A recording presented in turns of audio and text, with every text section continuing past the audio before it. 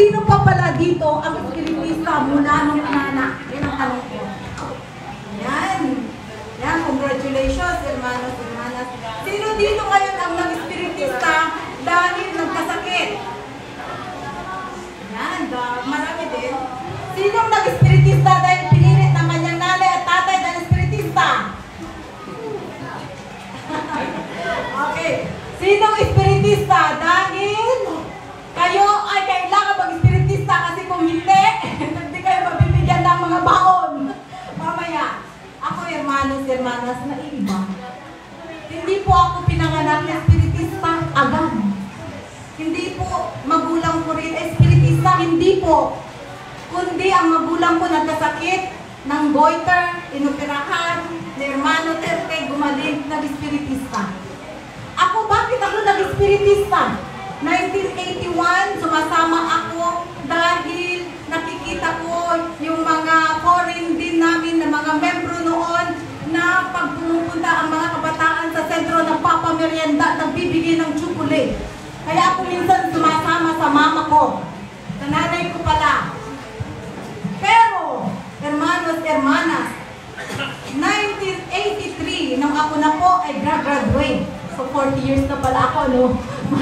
Bata pa ako sa espiritista. Noong 1983 na ako ay graduate ng high school, hermanos, hermanas, dahil mahirap lang po kami, ang aking tatay ay isang nagbabangka lang sa isda, mangingisda. Siya shortcut, kung ano yung nahuli niya, ibebenta ng aking nanay para may pagkain po kami, may pangbili po kami ng mga gamit namin sa school. Ganun po. Ngayon nung mag-high school po ako, dahil ako po ay scholar, dahil ako, binigyan nila po ako ng pagkakataon na may scholar, dahil wala po akong magamit sa aking high school, kaya po, 2 years lang binigay sa akin. So sabi ko, 2 years, ayun yung 2 years na ako kukuha. So, pumunta ako sa akin sa mag-anak ko pang magiging atchay. Diba? Atchay. Para may pang-tuition ako. Para makagraduate ako ng high school. Diba?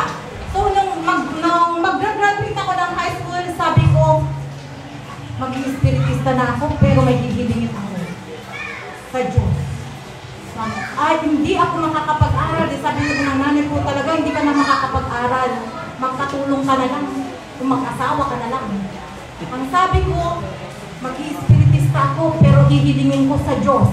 Pag-aaralin niya ako, sabi ko po, yun ang aking kondisyon. Pag pinag-aral niya ako po ay didiretso na maging spiritista at gagaling ako. Yun ang pangako ko kasi humihilin ako eh. Di syempre mangangako po ako. May kapalit, di po ba? Nangako ako. So ang ginawa ko kasi nakikita ko noon, pag pupunta ako sa sentro, nandun na ako sa git, nag-i-exercise yung mga medium pag Saturday ng gabi or Tercera Lones noon, nag-i-exercise may mga gamit silang pencil. So ngayon, ang sabi ni President Marcos, lahat na may hirap, na may average na 85 and above, pumunta ng Lingayen at mag-exam para may scholar. Alam niyo, ginawa ko yung kumuha ako ng lapis na pinag-exercise nila. Yun po ang daladala ko sa bus. Nung papunta na ako ng Lingayen, umiiyak po ako. Sa totoo lang. Dinadasal ko na pag mag-exam po ako makapasa ako para makapag-aral ng college. Totoo po. Binigay niya. Natanda ko yan. Pagdating ko yung Lingayen, umiiyak po ako kasi hindi ako makakapag-aral pag hindi po ako nakapasa. Gusto ko po mag-aral ng kolehiyo. Kaya yun po. Binigay niya sa akin. So, anong ginawa ko? Nangako siya, nangako rin ako. So, ginawa ko ang aking makakaya upang mag-active sa ating pananampalataya. Napakabait ng Diyos. Kaya yung mga kabataan, huwag po kayong manginayang, yung mga walang huwag po kayong manginayang. O kaya huwag kayong susuko pala, hermanos, hermanas. Dahil lahat po, dahil nyo, pag ang buhay natin dito sa mundo, kailangan balanse. Kung may spiritual, may material, dapat balansin ko yan. Hindi palaging nangunguna ang material. Dahil hindi kailanman na ikaw ay magtatagumpay kung ang mangunguna sa iyo ay ang material. Hermanos, hermanas. Ngayon, nag-asawa po ako. 1983, naging spiritista. Nag-asawa na po ako. Nag-ano na ako. Ito na naman, dumating na naman ang isang pagsubok sa amin. Palagi rin ako nagmimisyon. Palagi rin ako nag-ersisyo.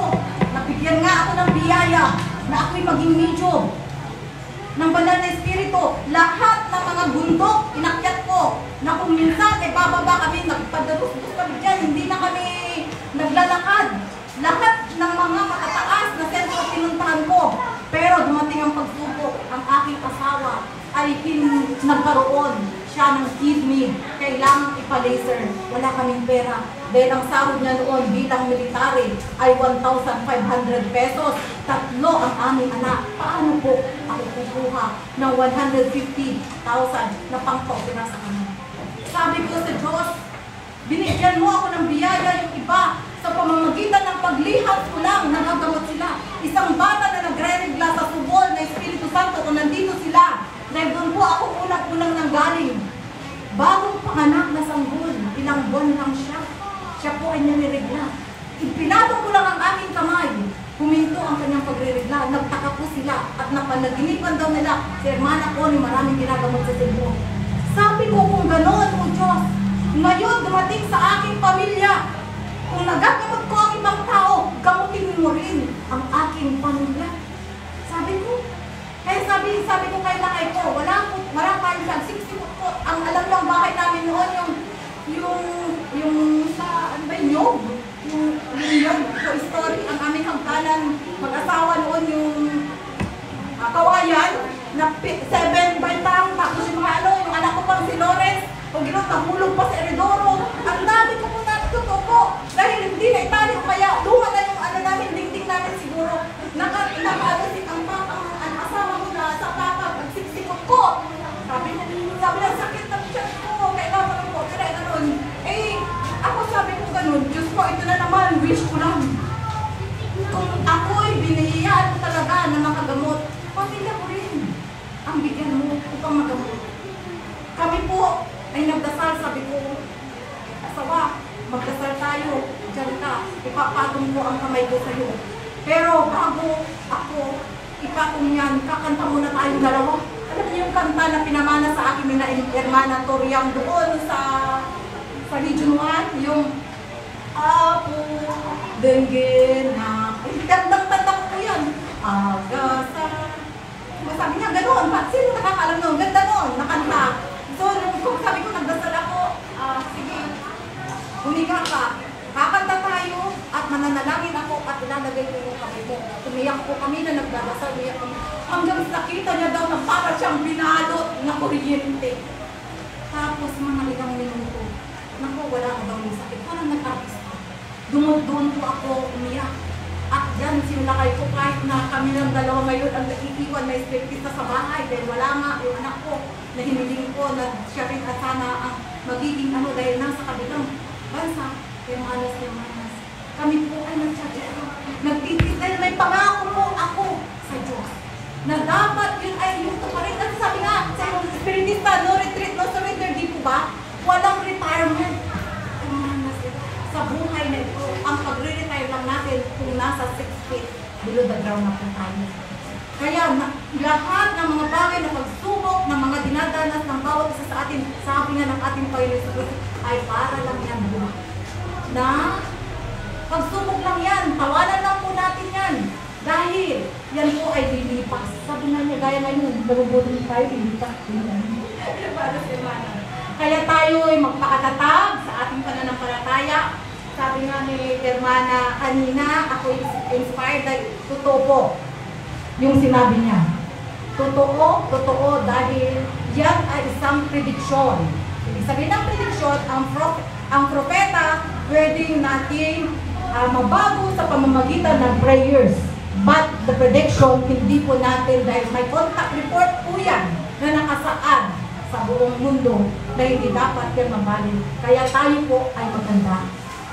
Diba? Sabi nga niya, tayo ba natatakot? Hindi! Bakit tayo natatakot? Kung tayo ay mamamatay na natatakot? Hindi! Dahil alam po natin kung saan tayo papunta. Kailangan ng handa. Kasi pag handa ka, wala kang kinatatakutan. Kahit anong panganib na darating sa ating buhay. Hermanos, hermanas, yan ay maibabahagi ko lang sa inyo dahil ang oras ay maikli para sa ating lahat at ako'y lubos na nagpapasalamat sa pagpunta ko dito sa ngalan ng aming sentro, na sentro ng ating pugador, sa sentro ng Perseverancia sa pamumuhay. Kami po ay bumabati sa inyo ng happy 42nd anniversary. Mabuhay po kayo, hermanas, hermanas, at happy Mother's Day sa inyo.